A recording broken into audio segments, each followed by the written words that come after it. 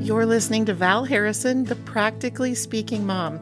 If you've known me for a while, then you know that I've been living the mom life for almost 27 years. From those nearly 3 decades of raising 7 children, I would rank what we're talking about today in my top 10 habits that shaped my children's character, shaped their worldview, shaped their wisdom, which is the application of knowledge. It's like what you know, coupled with your ability to apply it to situations well. That's wisdom. So it shaped their wisdom and it shaped their life pursuits. You know, their ability to venture into the unknown, to set goals, to be people who overcome. All of these things are character qualities, but they also are about a worldview, a perspective that I can do it. Let's go. Today, we're talking about making quality, wholesome, character building audio adventures a routine part of your child's life. Now, for this topic that I'm so passionate about, I have brought in one of my family's favorite professional storytellers, Jim Hodges. Let's get started with More Intentional right now. Now, first, before we get started on this topic that I'm so passionate about, I want to take a little detour for just a minute. Would you say a prayer for me right now? You see, soon I'm going to be hugging the neck of my son, Andrew, at the steps of his college dorm and telling him, "You've got this, son. The battles you will face, you will not face alone, for the Lord your God is with you wherever you go. He will carry you. He will sustain you with his mighty right hand. He will fight for you. You need only to trust in him." Yeah, in my head, that's how it's going to go. But in real life, I'm going to ugly cry. I'm going to ugly cry in front of my 2 younger daughters. You know, I have older ones that are already graduated and are married and, grown up. But I have 2 younger daughters, and they're going to be bawling their eyes out because that's what little sisters do when their older brother heads to college. I remember being that younger sister, and I didn't handle it well at all. Now, technically, since we don't want our son's first encounter with his soon-to-be college friends to be less than awesome, we actually have opted to say goodbye at the hotel, and only Rich will take him to the dorm. So Andrew has been spared that. But I'd love it if you'd say a quick prayer for Andrew moving out of state and for my mama heart to be able to handle this new season. I know it's good. I know he's ready, but that doesn't make me ache less. I have sent 5 children on this journey into adulthood, and every time, honestly, it feels like a part of my body is being ripped away. Now, I know that sounds extreme, but I am just being honest with you. I remember when my first child, Tori, was graduating from high school and I was crying for months. I'm not an emotional person either, or at least I wasn't back then. I am more than now than I was then. But I remember feeling a little angry at all the moms who came before me that they didn't warn all of us senior moms just how painful it was going to be. Now, on the flip side of all that, I love having grown kids. It has brought the most enjoyable times of motherhood. It's really been glorious.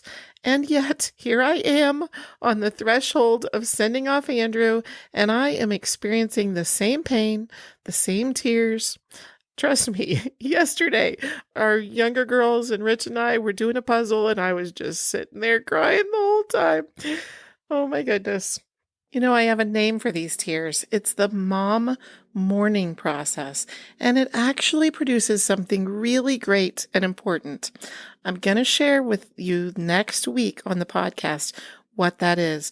Today, say a quick prayer for me, and then listen in next week as we talk about some things I've learned about building legacy into your daily life while we've got these kids with us, while we've got them near. And also, I'll talk about this season of saying goodbye to your child and hello to your grown child friend. That's next week. Now, let's get back to the point of today's show. We're talking about the great benefits of audio adventures. We've got guest Jim Hodges to help motivate all of you intentional moms to incorporate audio adventures into the lives of your kids. And not just any audio adventures, moms. Be selective. Be sure that it is material that is going to grow their character, that has the right worldview, that has the right belief system in it. Jim Hodges is a voice performer, recording historical books, Christian classics, and general classics. Now, my family has been loving his audiobooks for years, and I'm honored that he would join us today. I often tell you on this podcast that the background noise in your home is not merely wallpaper. It's making an impact in your child. You want the content of that background noise to build up your child's heart, soul, and mind. Don't settle for the current trend in audiobooks either. I have a lot of concerns about much of what I see in popular kids' materials these days. Whether it's books or games or, different things. I watch out for bad attitudes, for bad belief systems, poor character displayed in the main characters of the stories. What your kids watch, what they listen to, what they read shapes their worldview. I want to encourage you to have a high standard. One of these days, you're going to be the one standing on those college steps, hugging the neck of your child. Now, what will their beliefs be about the world? What will their beliefs be about God? And what will they be about their neighbors? And what will they be about themselves? Their beliefs and decisions will be based on what they have observed and experienced in all of the moments and days and years leading up to that moment. Your days are limited with your child. Their days are limited. When we listen to a lot of quality audio, they are living many adventures and learning many lessons and growing their interests and expanding their understanding of the world. So here's why I see great quality audio adventures as valuable, okay? I want to expose them to a large vocabulary and quality writing that has complex thought, that stimulates vivid imagination, that makes them think beyond themselves to generate compassion and even heroic choices in their life. Quality stories, especially true historical stories, can produce wonderful character qualities in our kids, such as empathy, compassion, determination, and most importantly, wisdom. If we have our kids listening to the lives of true heroes who do what is right in the face of evil, or in the face of danger, or in the face of temptation, then they grow their own standards to a higher place. There are so many character qualities they can be inspired toward if we are listening to the material that inspires good character. That's why we have to be selective. I also want the material to introduce them to new topics or to take those topics to deeper places, to excitement and love for discovery and experience. For example, at the beginning of my interview with Jim Hodges, we mentioned one of his audiobooks, St. Bartholomew's Eve, which is a fascinating story of religious freedom. It could be that a child wouldn't understand the concept of religious freedom, nor know that it is something to protect if they hadn't gotten to live through the pages of history, but they can by listening to audio adventures about it. So I want to talk about my top 10 favorite audio adventure resources with you, but we don't have time. So I want you to know while I'm recording this right now, I'm debating between I'm either going to put it in my blog post or I'm going to do a second podcast on it. And quite honestly, I don't know which yet. So be sure to check out my blog post and see if it's in there. Or if it's not, then I'm just going to plan on sharing that with you in a part 2 later. Also, I did a poll about the listening habits of the members of our private Facebook group. The private Facebook group is Intentional Mom Strong Family. And that poll, over 70 moms participated. And that was really cool to see that. And then I also asked them some follow-up questions about what quality items are they listening to and how are they listening? Are they listening to CDs or whatever current thing is out there, what current technology is out there? So be sure and go to my Facebook group, Intentional Mom Strong Family, and take a look at those. If I do a part 2 on this podcast, I'll include some of that at that time. All right. We're ready to jump in to this conversation with Jim Hodges and myself. I hope you enjoy it as much as I enjoyed the privilege of doing this with him. Well, I am excited to spend this time with you because not only do I love the impact that history has on our kids, but I love audio learning. Just while they're playing and enjoying maybe art, they could be doing an art project while they're listening to an audiobook. So I have utilized not just audiobooks in general, but your audiobooks. My goodness. Do you have one that particularly stands out? Makes me curious. I think that all of the ones that I have of yours are G.A. Henty ones, mostly American history ones of yours, but I know I have at least one that's not American history. I think it was about St. Bartholomew's Eve. Mm-hmm. Okay. Yep. Yeah. Yeah, I have identified that as the most important Henty that I've ever recorded. It's, we live in a very Western civilization, and we have religious freedom and personal freedoms and freedom of the press and freedom of speech, but the freedom of religion has not always been the case. And it was because of the demands made by the Protestants that allows us to have a multiplicity of denominations available to us today. But St. Bartholomew's Eve was really a signal bellwether event in the process of freeing people to be able to worship as they pleased. Yeah. And the events contained in that title had a major impact for all of the world from that point forward. So, yeah, I think that's a really important story. And when our kids hear that, then they appreciate something that they completely really hadn't thought about before ever at all. Right. When you grow up with something being second nature and matter of fact, you don't realize the cost to get to that point. And so, yeah, I'm really happy that he wrote about that time period of history and that event in particular. So you also have some information that helps parents to understand the importance of audiobooks for our kids. So could you share with us, I think you have a top 5 for us? I do. There's lots of them, but I've kind of honed it down to the 5 that I think are really the greatest benefits. Number 5 being it can develop critical listening skills.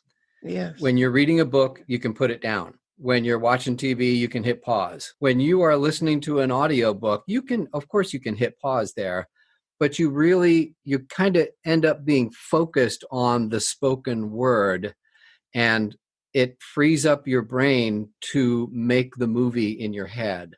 So listening carefully to other people speak, to pastors, to teachers, to bosses, to the world around you, to be able to really listen and understand what's behind the things that you're hearing and actually pay attention to the things you're hearing, I think is one of the most important skills that you can develop. So that's my number 5 benefit for listening to audiobooks, building critical listening skills. That's excellent. Number 4, you get an interesting and lively experience of the story. Now, as adults, we've all learned, we've unlocked the mystery of reading. And I have actually determined that I am a really slow reader because I'm always acting it out in my head. And I'm trying to figure out, okay, how would that sentence have been read if it was read out loud? So when I do read out loud, it's very natural for me to act out all of the parts and read it in such a way that if somebody were telling me this story, how would they sound if they were telling me this story, not just the words that are on the page. So if you've got a good reader, which I've got 85 books and I've been doing it for 20 years, I think I'm pretty good at this. So, you get an interesting and lively experience of the story. I love this point because really you're a perfect example of something I tell my listeners a lot, that when we have a child and they seem to have a weakness in something, which you mentioned you're a slow reader. Mm-hmm. Well, it's because you have this imaginative mind that's going along with what you're reading.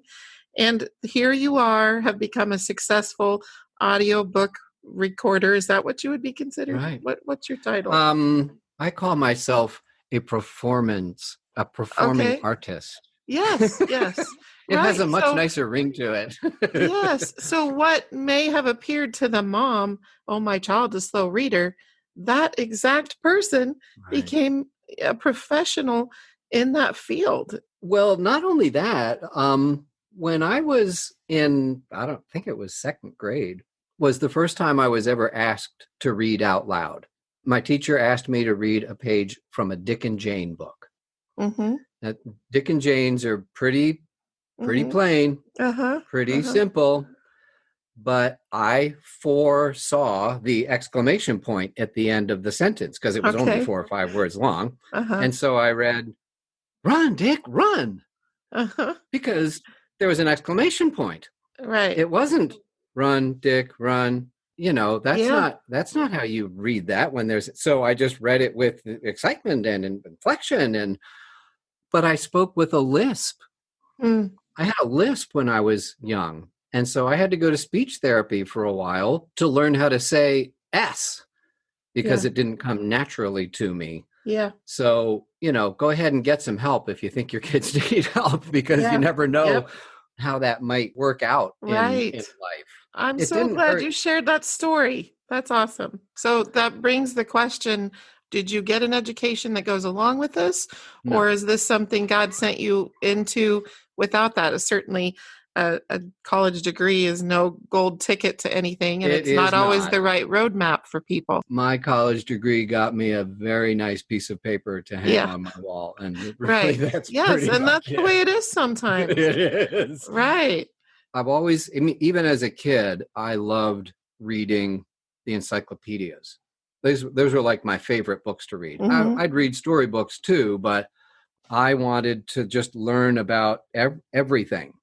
So I have a pretty broad-based education. I just had a liberal arts degree, general studies. I wasn't specializing in anything. I just wanted to learn a little bit about everything. And when I was in high school, I did theater. When I was in college, I did theater. When I was in the Navy, I was the newscaster for my ship when it was out to sea. All right. I did community theater. I performed in church cantatas and plays and that kind of. So I've always been kind of a performer. And so when my 20-year Navy career was up and my wife said, "What are you going to do now? If you could do anything you wanted, what would that be?" And I said, "Oh, a piece of cake. I would record books." And it was just, I get to work at home. I get to act. I don't have to memorize lines. They're right in front of me. I just read them. We're in the 20th century. I could get a website and sell them on a website. And, who knows? Maybe that would work. Yeah. She said, "Why don't we try that?" And so we did. And I've been doing it for 20 years now. This is we're in our 21st year of Jim Hodges audiobooks. That's awesome. And thank you for your 20 years of service in the military for all of us. My country is worth it. Okay, so we're at number 3. Number 3 benefit of audiobooks. They're wonderful for struggling readers. Some kids, and it seems like more people than ever are being diagnosed with reading difficulties, whether it's dyslexia or dysgraphia, or they're just slow readers, or they just really don't want to. But, and some kids they just can't. I mean, I understand that. Thomas Edison was, they think he was dyslexic. Da Vinci, Alexander Graham Bell, Jules Verne, they think all of them were dyslexics. They weren't stupid. They couldn't read. Well, an audiobook is a great way to get information into the mind of somebody. Yes. So I always record the entire book in the original written by the author. I did Robinson Crusoe. I did Treasure Island. I did all of the Henties. I do unabridged recordings. You can open up the book and follow along in the text. And that's another thing that can help a struggling reader. Now their brains don't have to do the analysis and the distillation. Okay, what is that? What is this word? They can just follow along and see, oh, the O-U-G-H spelling can be though or tough or bow. It's got so many different pronunciations, but they're all legitimate, and they can determine that just kind of by their brain filtering things out between what they're seeing and what they're hearing. There are many, many, many stories that I've gotten from parents who they just can't believe how their children are able to retain information that they hear. And they're so grateful for the books that I've recorded, because otherwise their kids are just going to spend all of their time getting frustrated because they can't read it. Absolutely. I did that exact thing with one of mine that was a real struggling reader. And really? Yes. And it makes the difference between that being a struggle in one subject, reading, versus all of the subjects. If they're a struggling reader and we don't help them in this way of audio with the book in front of them, they become weak in all of those subjects. Yes. Which is such a shame. So how awesome that we live in a day and age where we can take advantage of the audio form of a book and offer them both, which increases their reading skills, as you said, as well. The other nice thing about it is because they're struggling with these words, their comprehension stays really low. But when they get to hear your voice and you're acting out of the pages, then a real complex book like G.A. Henty is difficult for a child to read, right? It's difficult for me to read. Yes. Okay. So, right. Okay. So we're being honest here. Fine. Oh, absolutely. Yes. They're hard. Hard for all of us to read. But when you have an audio version where you're getting to hear the meaning in the tone, it changes everything. It changes our comprehension. It's funny you would say that the way you just did.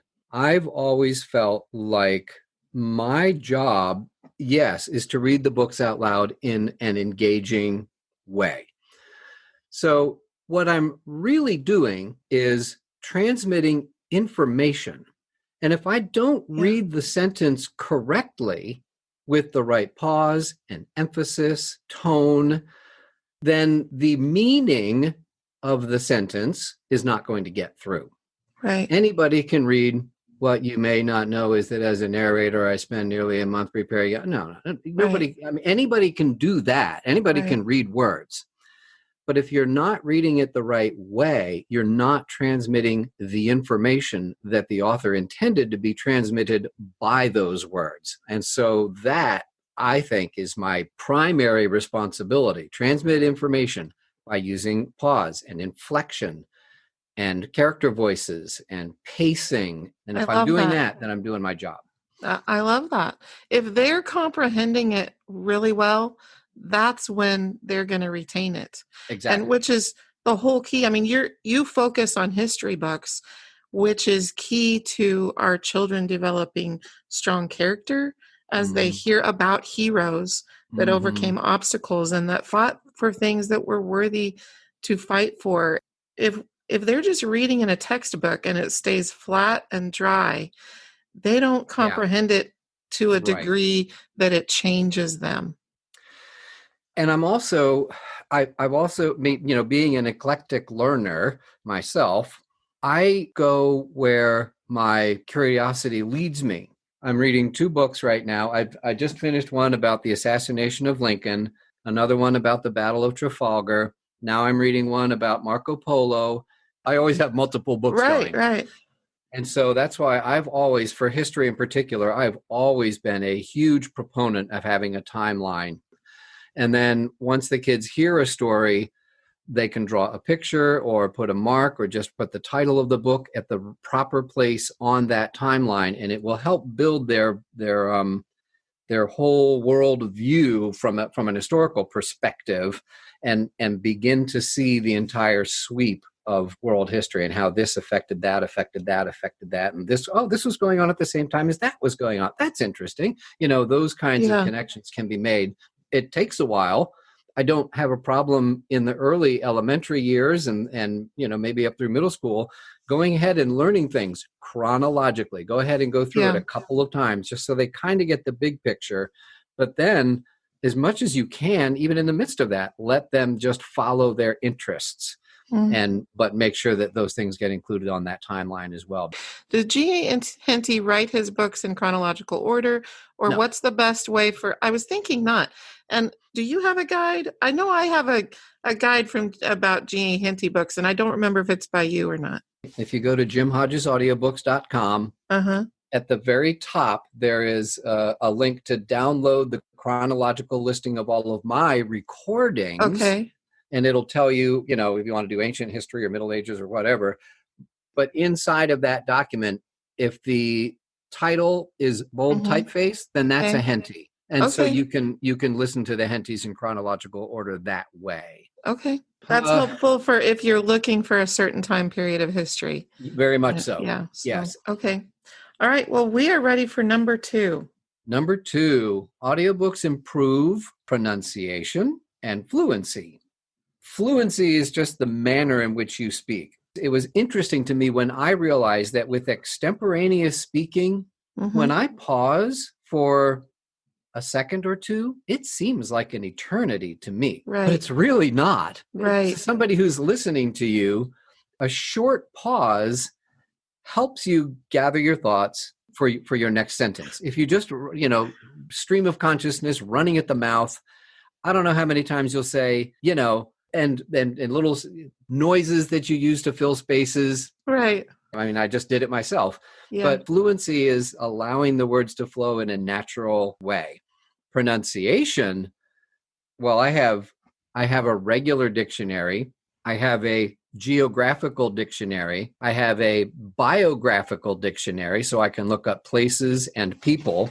And I know there's one more. No, it's just those 3.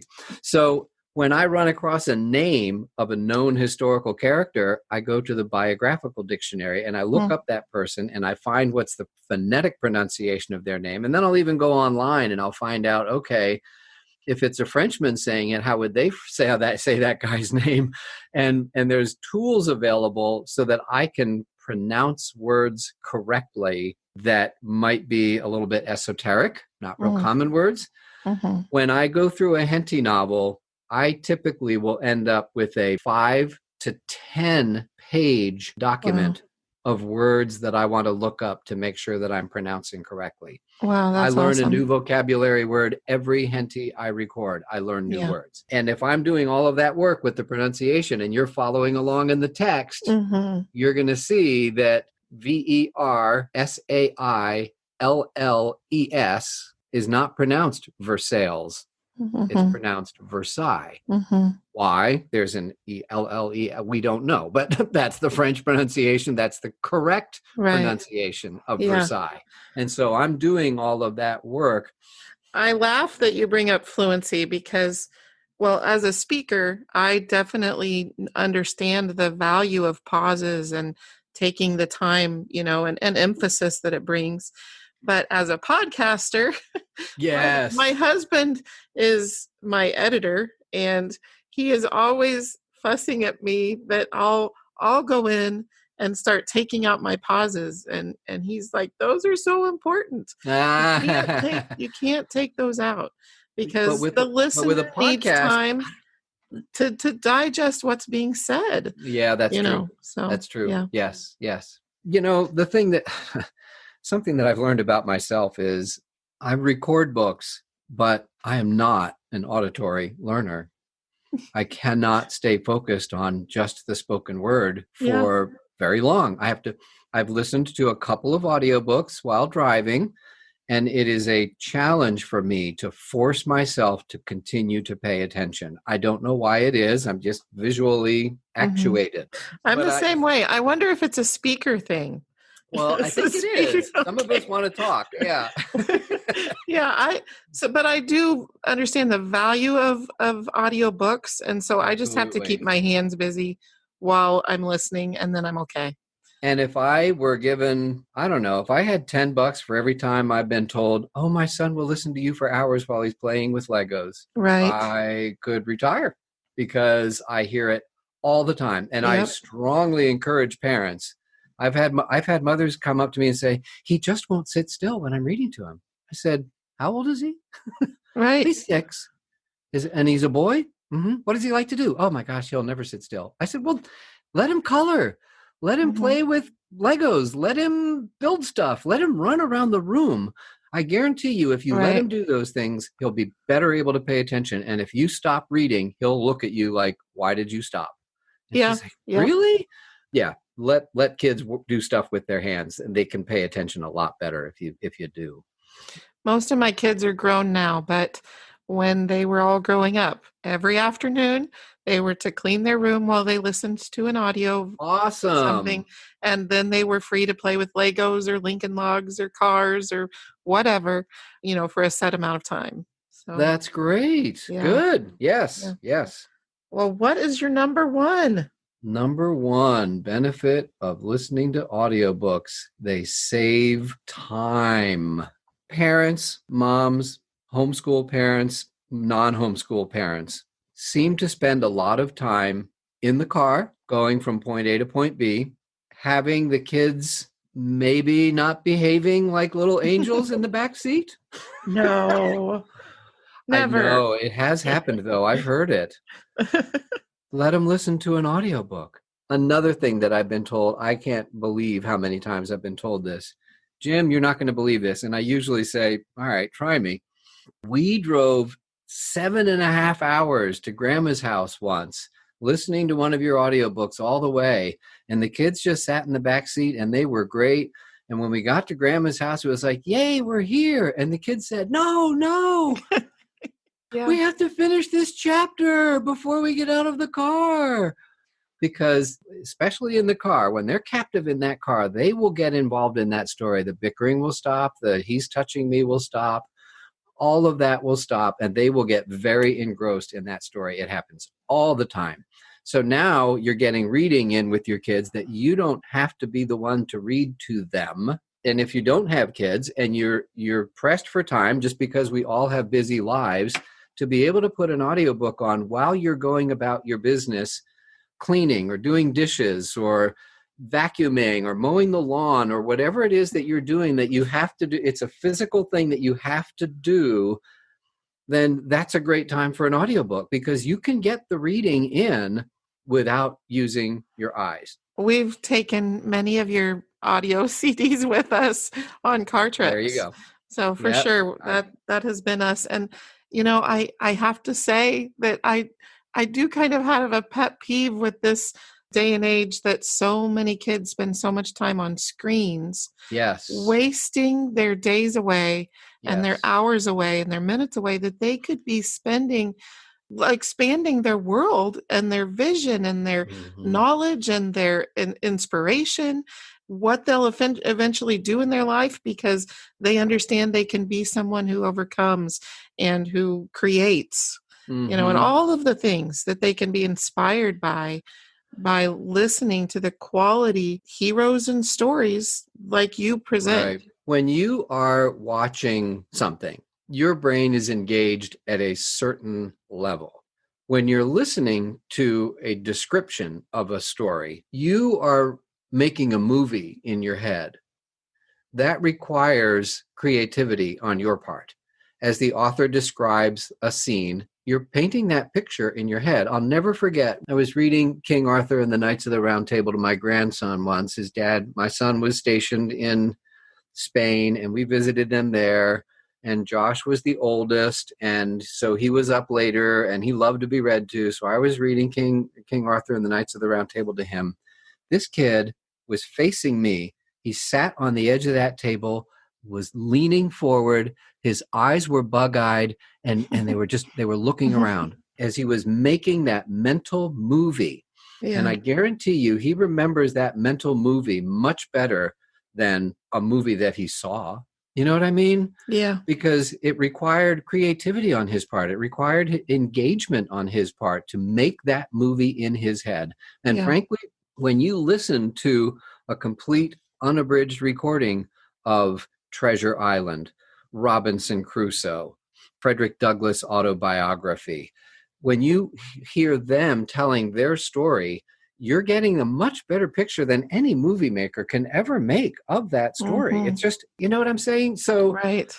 I wish we could spend, I wish it's for kids especially. My daughter and my son both struggle with how much they're going to allow their kids to have screen time, because it is easy, but you don't want to do it any more than you absolutely have to. Get them reading, get them listening to stories, because it's much better for the development of their brains, I think. And this, the stuff that I do is all good, clean, family friendly, appropriate stuff. Right. What I do. Well, I have loved every minute of this. I just love the importance of this. And so I am really thankful that you took the time to do this today. Well, I thank you for giving me the opportunity to let people know what I've got. And if it works for them, there's a lot to choose from. So, hey, real quick, tell us about, you have a monthly program that people can be a part of. I do. A few years ago, I decided that my putting a title on sale every month might not be the best thing for my customers. A download is $18. Something goes on sale every month for $15. But it dawned on me, you know what? Maybe I'm not picking what people are wanting or needing this month. Why don't I give them a chance to pick what goes on sale themselves every month and save them like 2/3 of the cost of a download? So if you go to the website, jimhodgesaudiobooks.com, scroll down a little bit, there's a blue button that says Save Money, Join the Download a Month Club. It's $6.99 a month. For that $6.99, you get a coupon. It'll be emailed to you with instructions as to how to use it. You come back to the site and you put an $18 download into your cart and you pay for it with a coupon that you paid $6.99 for. So you're putting the title on sale every month that works for you. And with 85 titles to choose from, and of course, I'll be recording new stuff in the meantime. In fact, I'm on track to do 10 books this year. Wow. Well, and did you say that you have a free offer for our listeners? There is. On that same webpage, it says, get a free download. I always make, for new people that come to the site and subscribe to my email list, they can download the entire George Alfred Henty historical novel. It's 10 hours long. It's free. It's Under Drake's Flag, which is the tale of Sir Francis Drake sailing around the world, the first Englishman to circumnavigate the globe. And you go along in the guise of, a 16-year-old young boy and his two friends, and they are part of Drake's crew. And obviously you cross the Atlantic, you have your adventures in Central America, stealing all the gold from the Spaniards, up the western coast of the United States, across the Pacific, around Africa. So anyway, it's just this huge adventure novel that is just very, very entertaining and a great introduction to how a Henty novel works. It's not heavy on the history. It's heavy on the adventure. And it's free, and I hope you'll like that one. And if you do, I hope you come back and get some more. Well, thank you. This was an honor and a pleasure too. And I just appreciate it a lot. Same here. I appreciate your asking me to come on your show. I'm happy to do so. And I hope this ends up being a big help to all the moms out there that are doing the hardest job and the most important job on the planet. Oh, thank you so much. I hope you enjoyed today's episode of the Practically Speaking Mom, Intentional Mom, Strong Family. You can find lots more from the Practically Speaking Mom at practicallyspeakingmom.com. There you'll find Mom's blog, books, and the 6 rooms of the Intentional Mom's home. If you found this podcast to be helpful, we would be honored if you would share it with others, subscribe to the podcast, follow her blog, and join in the Practically Speaking Mom online community through Instagram and Facebook at Practically Speaking Mom. Mom also has a private Facebook group for intentional moms, and she would love to get to know you there. To be a part of it, join the private Facebook group called Intentional Mom Strong Family. Join today to give feedback about the episode, ask questions, and to interact personally with Val and lots of other intentional moms. Again, that's the private Facebook group, Intentional Mom Strong Family. If you think other moms would benefit from this podcast, would you please put a review on iTunes so that iTunes will recommend this podcast to moms when they search? Mom is looking forward to spending time with you again next week, right here on the Practically Speaking Mom podcast, the place for an intentional mom to build a strong family. See you soon!